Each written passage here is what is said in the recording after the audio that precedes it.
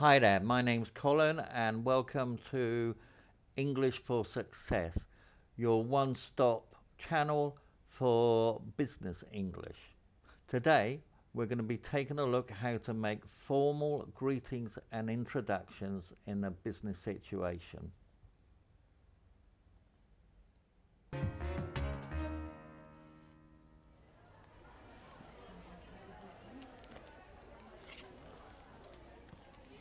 Thank you very much.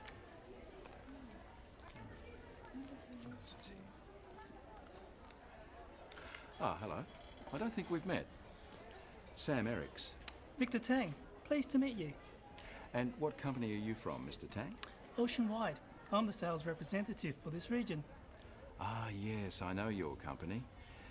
Your business is expanding very rapidly at the moment. So in this section, when Victor enters the restaurant, Sam gets up, approaches him and greets him by saying, I don't think we've met. We can also use the phrase, have we met? Where have we met? Do I know you? These are all common icebreakers to start a conversation.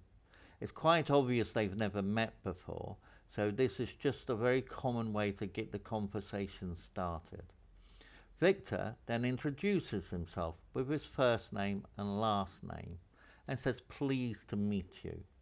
Pleased to meet you is a very formal business English way of greeting someone in this kind of situation. Sam then introduces himself with his first name, last name. Sam then asks Victor about his job. Victor answers by giving his company, his job title, and what he does. This is very good and is very clear. Often, when I ask people what they do or about their job, they ask me by saying, I'm sales, I'm marketing, I'm engineer. One should be, I am a, or I'm a. But to say engineer, sales or marketing is not very good. It's not very clear, very broad. So for example, engineering, you could be a car engineer, ship engineer, computer engineer, data engineer, software engineer. In America, architects are often referred to as engineers. So it's very broad, same with sales, sales and marketing, telesales, shop sales. So be very specific about your job, your title, and what you do to make it very clear to the other person. That way it opens up the conversation.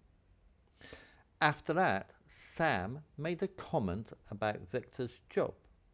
Although Victor didn't ask any questions, often when a native English speaker makes a statement, we still expect you to give an answer, even when a question hasn't been asked. So for example, if I was to say, it's a lovely day today, this is a statement, not a question, but I am expecting a reply. So in reply, you would say something, oh yes, it is, isn't it? Very hot. This is good.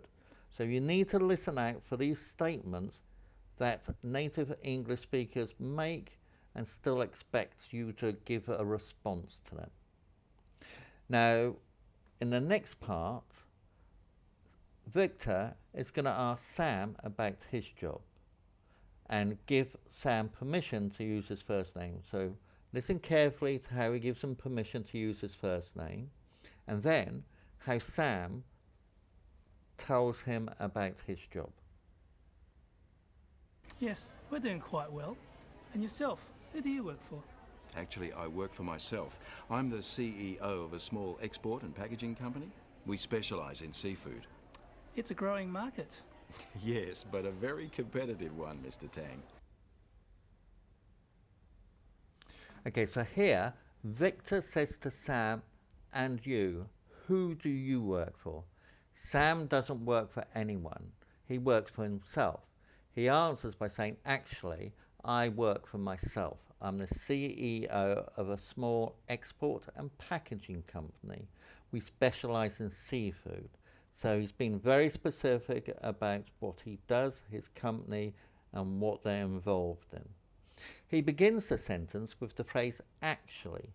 We often use actually when the answer we're giving is different to the expected answer. So here, Victor asks Sam, how about you? Who do you work for? Sam doesn't work for anyone. He works for himself. So he starts off by saying, actually, I work for myself. Another example of this is, say for example, it's 4 p.m. in the afternoon, and I ask you, oh, what did you have for your lunch today? But you've been very busy. You've not had time to stop for your lunch. So you would answer by, actually, I haven't had lunch today. I've been far too busy. This is very good. So we often use actually at the beginning of the sentence when we're given a different answer to the expected answer.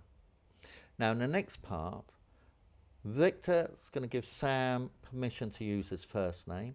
Then Sam is going to introduce his sales manager. Listen carefully to how he introduces her, and then how she greets Victor, and then how Victor greets her. Please, call me Victor. Sam. Victor, let me introduce you to someone. Lynn, this is Victor Tang. He's the regional rep for Oceanwide. This is Lynn Chan, my sales manager. How do you do, Mr. Tang? I'm very well, thank you. Nice to meet you, Miss Chan. And you? So here, Victor gives Sam permission to use his first name. Then Sam gives Victor permission to use his first name.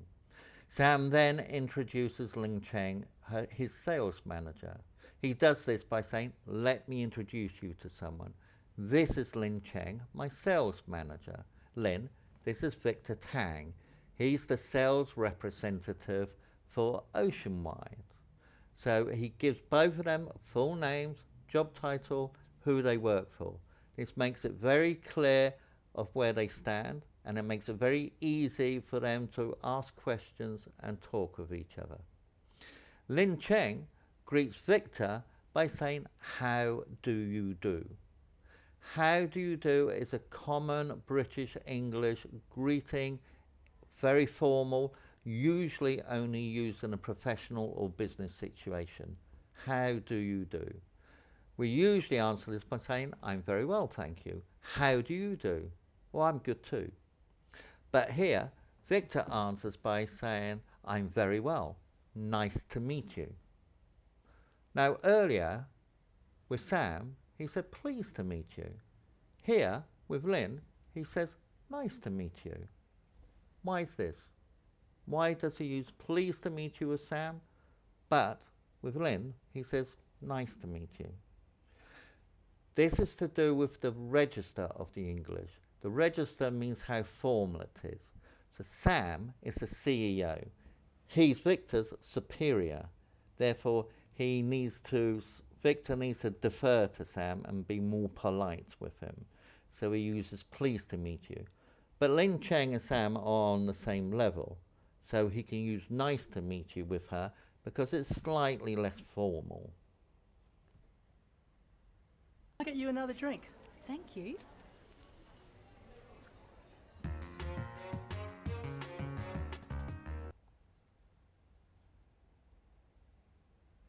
Okay, so that's it for today. If you have any questions or comments or anything you'd like me to clarify, please leave a comment below. And until next time, bye for now.